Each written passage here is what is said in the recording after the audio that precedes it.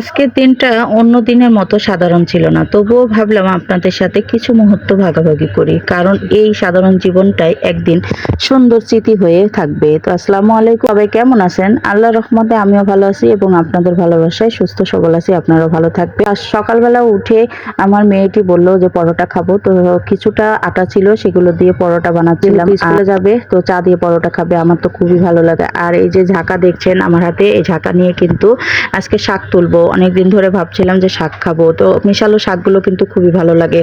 আর শাক কিন্তু আমার বাড়ির পাশেই হয়ে গেছে। আর গ্রামের বাড়িতে কিন্তু আন্ঠা কান্ঠাতেই শাক পাওয়া যায়। তো যাই হোক, শাকগুলো আমি তুলছিলাম। আর এই যে দেখুন শিশলটিটা শাক, এই শাকটার নাম আপনারা কি বলেন আমাকে জানায়েন। তো শাক তুলছিলাম আর খাসিটা চলে আসছে, মনে হচ্ছে যে ওই শাক খাবে। যাই হোক, এই শাকগুলো তো আর দিয়ে হবে না। তো এই পাশের জমিতে যাচ্ছিলাম, তো আমার এই যে মা ওল লাগিয়েছে, ওলের গাছগুলো মাশাআল্লাহ খুবই সুন্দর হয়েছে। এই ওলগুলো কিন্তু বড় হয় আর খেতেও কিন্তু সুস্বাদু। যাই হোক, আমার এই রাস্তার এপাশে শান্তি শাকগুলো দেখে তুলছিলাম। আর পাশে দেখছিলাম করল্লার গাছ, করল্লার পাতাগুলো কিন্তু বিশাল বড় বড়, যেহেতু হয়তো বা করল্লাও বড় হবে। তো পাশের জমি বলতে আমার আব্বার জমি, এই জমিটাতে ঘাস লাগিয়েছে। এর আগে অন্যান্য আবাদ হচ্ছিল, আম গাছের বাগান ছিল, পেয়ারার বাগান ছিল, বিভিন্ন ধরনের বাগান ছিল। সেগুলো কেটে ফেলে এখন ঘাস লাগায় গরু খাওয়ার জন্য। তো এসে এটা মনটা খুবই খারাপ, কারণ এখানে কোনো শাক পাইনি। তো যাই হোক, অন্য জায়গার থেকে আমি বিভিন্ন ধরনের অনেক রকমের শাক কিন্তু তুলে বাসায় নিয়ে চলে আসছি। আর এই যে দেখুন কতগুলো শাক, এই শাকগুলো কিন্তু আমার হয়ে যাবে। আর আমার ছেলে আমাকে না পেয়ে খুব কান্নাকাটি করছিল। তো শাকগুলো রেখে আমি কিন্তু মায়ের বাসাতে চলে গেছি, কারণ এখানে গতকালকের কাপড় চোপড়গুলো সব কিছু পাউডারে ভিজিয়ে দেব। আর আপনারা তো জানেন সবাই যে আমার বাসাতে পানির কোনো ব্যবস্থা নাই। আমার মায়ের বাসাতেই সব কিছু করতে হয়, থালা বাসন থেকে গোসল পানি থেকে সব কিছু কিন্তু আমার মায়ের বাসায় করতে হয়। তো কালকে যে কাপড় চাপড়গুলো ছিল, বিছানার চাদর ছিল, সকলে মেয়েদের যতই কষ্ট হোক না কেন সংসারের কাজ তো করতে হবে, তাই না? গরম আর রোদ নেই, প্রচুর গরম, কিন্তু তারপরেও কাজ করতে হচ্ছে। যা কাজ করতে কথা বলতে বলতে এই যে আমার কাঁচা ধোয়া হয়ে গেছে, রোদে শুকাচ্ছি। আর তাড়াতাড়ি শুকিয়ে যাবে যেহেতু প্রচুর রোদ।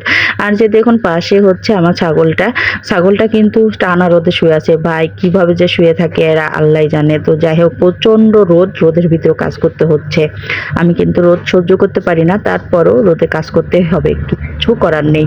তারপরে চলে আসছি কলের পাড়ে কিছুটা আমার থালা বাসন ছিল, সেগুলো ধোয়া পাকলা করে আমি কিন্তু রান্নাঘরে চলে যাব। কিন্তু মা দেখছি রান্না বান্না শুরু করে দিয়েছে। জিজ্ঞাসা করলাম, তো আজকে আমার আব্বা পেঁয়াজ বিক্রি করতে গিয়েছিল, সেখান থেকে পেঁয়াজ বিক্রি করে বিশাল বড় একটা মাছ নিয়ে চলে আসছে। সেই মাছগুলো কুটাবাছা করে মা কিছুটা ফ্রিজে রেখেছে আর কিছুটা রান্না বান্না করছে দুপুরের জন্য। তো মা কিন্তু পটল দিয়ে আলু দিয়ে মাছ রান্না করবে। আর আমি এই পাশে সব কিছু নিয়ে থুয়ে আসে শাকটা বসায় দিলাম। শাকটা কিন্তু এত মজা লাগে খাইতে, কারণ মিশালো শাকগুলো খেতে খুবই মজা লাগে। আর গ্রামের বাড়িতে কিন্তু এটাই হলো আনন্দ আর এটাই সুখ। শহরের বুকে থেকে যে এই সুখটা আমি পাইনি। যাই হোক, আমার কথা বলতে বলতে কিন্তু শাকগুলো আমার হয়ে গেছে আর আমি এটা বাটিতে উঠাই নিব। তো ছেলে মেয়েগুলো কিন্তু খিদাতে বলছিল, চিল্লাচ্ছিল যে আসলে আম্মু কখন খাবার হবে। তা আমি বললাম যে থামো, খাবার হয়ে যাবে। তো পাশে আবারও আর একটা কড়াইতে বসিয়ে দিয়েছি, মাছের ভুনা করব। তাই তো মাছটা অলরেডি ভাজা করে রেখেছিলাম। বললামই তো যে একটু দেরি হয়ে গেছে, অনেক কাজ কাম ছিল, টুকিটাকি তো মেয়ে মানুষের অনেক কাজ থাকে, সেই কাজগুলো করতে আমার দেরি হয়ে গেছে। তারপরে আমি এই যে মাছ দিয়ে পানি দিয়ে দিলাম। আর পাশেই ছিল আমার রান্নাঘর, মানে রান্না করা ভাত রাইস কুকারে, সেই ভাতগুলো আমি গাবলাতে বেড়ে নিচ্ছিলাম। তারপরে আবার ছেলে এসে বলছে আম্মু কখন খাবো, ভাত হয়নি, তরকারি হয়নি। তা আমি বললাম যে হয়ে গেছে। তো আজকের ভিডিওটি এই পর্যন্ত। নতুন নতুন ভিডিও দেখার জন্য আমাকে ফলো করে রাখবেন। আর নতুন ভিডিও নিয়ে আবারও আসবো আপনাদের মাঝে।